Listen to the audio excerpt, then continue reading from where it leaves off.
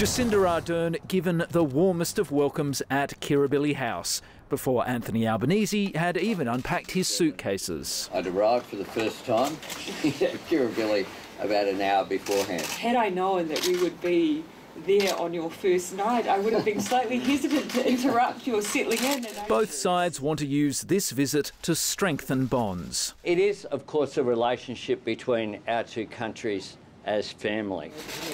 But doing that might require some compromise in Canberra. I do see this as an opportunity for a reset because, you know, there were obviously some points of friction. At the top of that list, Australia's policy of deporting criminals to New Zealand, where they're being blamed for an increase in violent crime.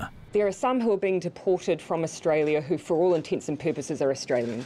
Often zero connection to New Zealand, sometimes not even having stepped foot there.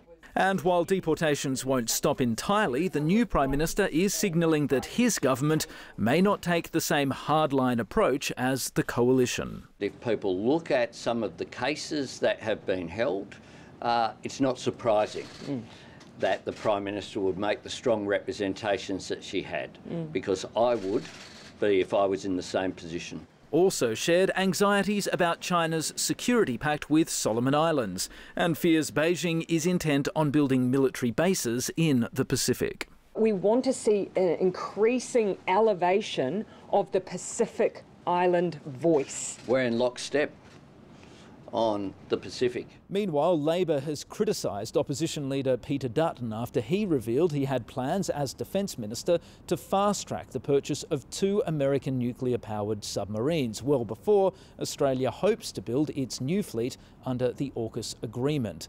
That's caused unease in the US and the UK and could disrupt ongoing negotiations, potentially making it harder for Labor to land a joint submarine agreement by the end of the year. What I've said is only what's available publicly, and in addition to that, what my thoughts would be on the way forward. And if Labor is going to butcher that and they don't have the money to pay for it, they should be upfront and say it. We're done. Not much is being left unsaid. Stephen Jedgetts, ABC News, Canberra.